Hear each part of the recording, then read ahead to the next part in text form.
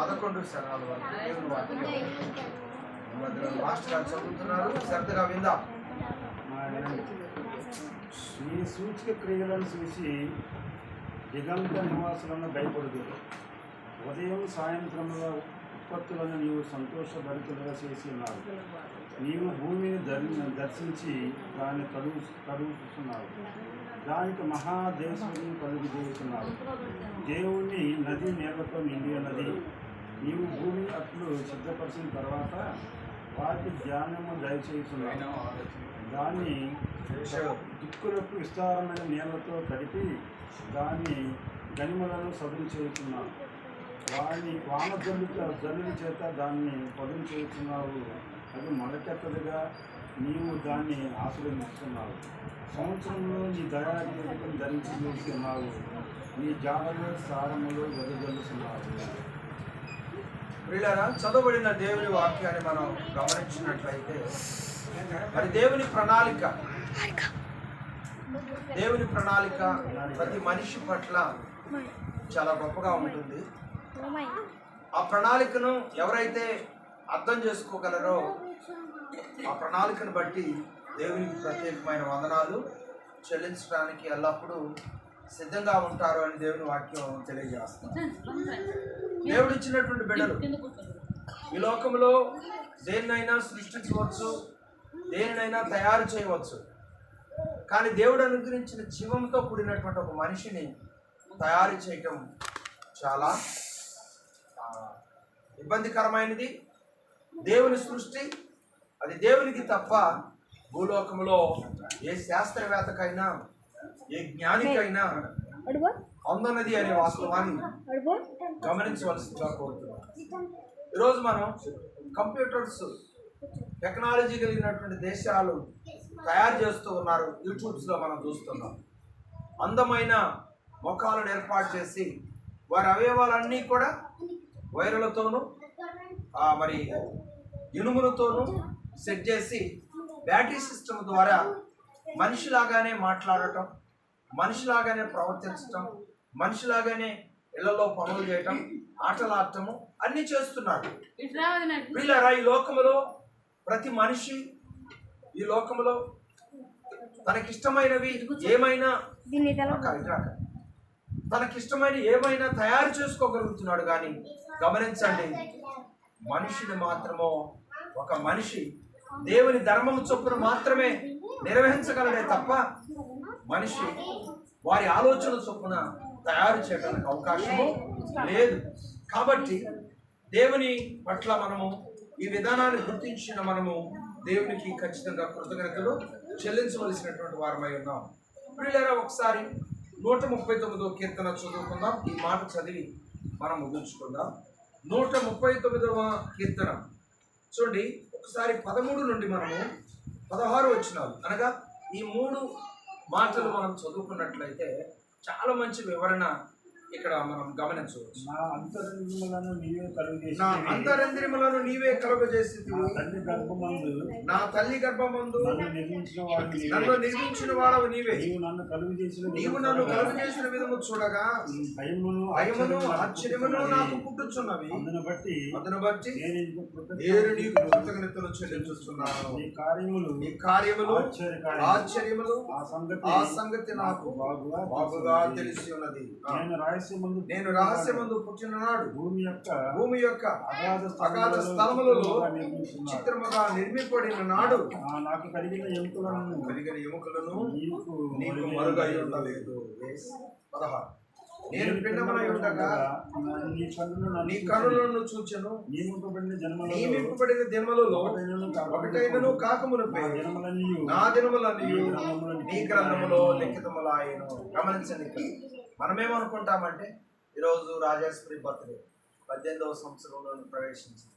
సంతోషంగా చిన్నబిడ్డలను పెద్దవారిని సావుకుని ఆహ్వానించి మరి మాస్టర్ గారు కుటుంబ సమక్షంగా బిడ్డను బట్టి దేవునికి కృతజ్ఞతలు చెల్లిస్తూ ఉన్నారు.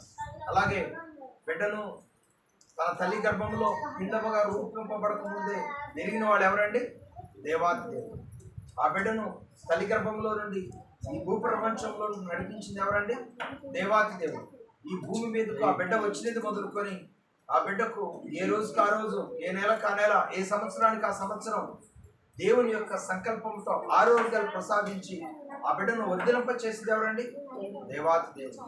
దేవుని మహాప్రభు బట్టి 18 సంవత్సరాలు పూర్తి చేసుకొని 17 సంవత్సరాలు పూర్తి చేసుకొని 18లోనికి ప్రవేశిస్తా ఉంది. దేవాతి దేవుడు ఒక గొప్ప విలువైన ప్రాముఖ్యమైన ప్రాయంలోనికి దేవుడు ఆ బిడ్డను నడిపించాడు. అందును బట్టి దేవుడికి ఎంతగానో వందనాలు చెల్లించాలి. పిల్లారా, ఇంకా పెద్ద వయసులోనికి వెళ్ళిన, ఇంకా భవిష్యత్తులో గొప్ప విలువైన జీవితాన్ని సంపాదించుకొని ఏమండి మంచి జీవితాన్ని లీడ్ చేస్తున్నప్పుడు కూడా ఆ బిడ్డ మన దేవునికి కృతజ్ఞతలు చెల్లించే బిడ్డగా ఉండాలి.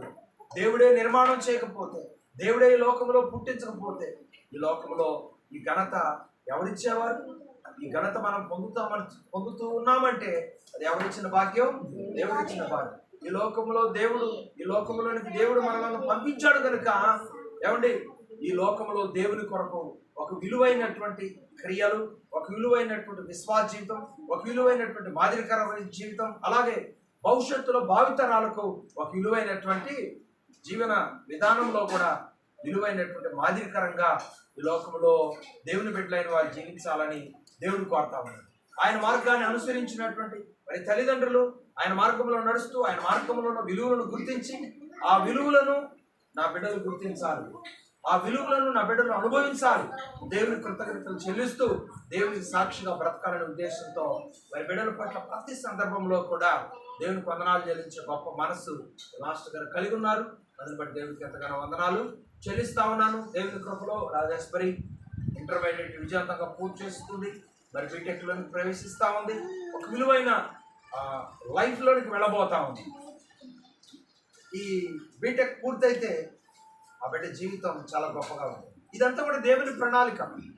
భవిష్యత్తులో భూ సంబంధంగా మనం ఆశించింది ప్రతిదీ సంపాదించుకోవాలంటే దేవుని కృతజ్ఞతలు చెల్లించాలి, దేవునికి లోబడాలి, దేవుని పట్ల ఎల్లప్పుడూ భయభక్తులు కలిగి ఉండాలి.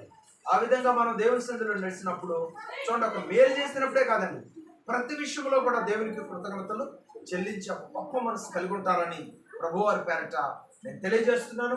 18వ సంవత్సరంలో ప్రవేశించిన రాజేశ్వరి దేవుని కృపలో గొప్పగా ఘనముగా ఆశీర్వాదకరంగా ఎవరి మరి చదువుల పరంగా ప్రవర్తన పరంగా మంచి విలువైన దేవుని పరమైన సాక్షి జీవితంలో బిడ్డ నమ్మకంగా తన యొక్క 18వ సంవత్సరాన్ని ముందుకు నడిపించుకోవాలని ప్రభు పేరట నేను తెలియజేస్తున్నాను. అలాగే బీటెక్లోనికి వెళ్ళవలసిన చదువు విషయంలో కూడా ప్రభు అద్భుతంగా సహాయం చేస్తూ రావాలని దేవునికి నేను మనవి చేస్తున్నాను. దేవునికి నేను ఆ బిడ్డను అప్పగిస్తున్నాను. బర్త్డే సందర్భంగా మరి సిద్ధపరిచిన కేక్ కటింగ్ కార్యక్రమంలోనికి ప్రవేశిద్దాం. ఎందుకంటే చిన్న బిడ్డలు ఉన్నారు, వారు చాలా సమయం వచ్చి నిద్రపోతారేమో అని భయంగా ఉంది. కాబట్టి మనం కార్యక్రమంలోనికి మనం ప్రవేశిద్దాం. దేవుడి మాటలు దీవించును గాక. ఆమేన్. ఆమేన్. Okay.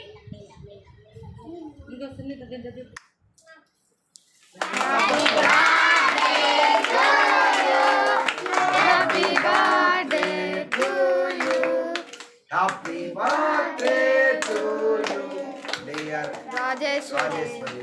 Happy birthday to you. చూసారా సమయంలో అయినా మంచి బిడ్డ రాజేశ్వరి తన యొక్క బర్త్డే సందర్భంగా సిద్ధపరిచిన విజయవంతంగా ఈ కార్యక్రమం జరిగించారు. యేసు నామములో ప్రార్థిస్తూ ఉన్నాను పరమ తండ్రి. ఆమేన్. ఓకేమ్మా, సపట్లో తండ్రి యొక్క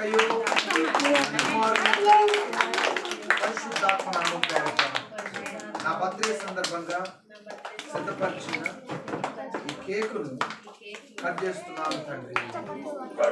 ఆమేన్. Happy birthday.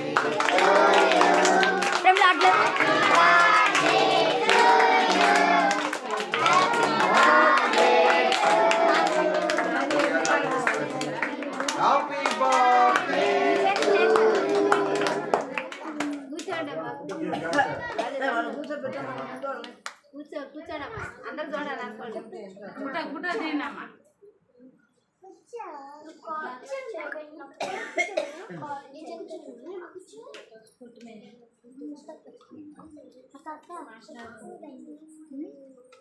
రైట్.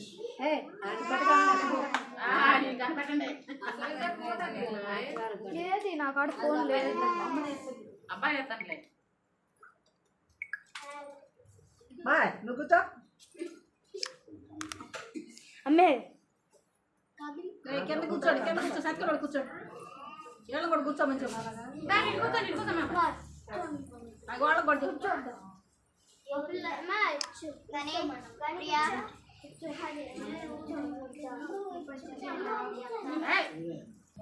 కేక్ బద్దలం చేసుకొని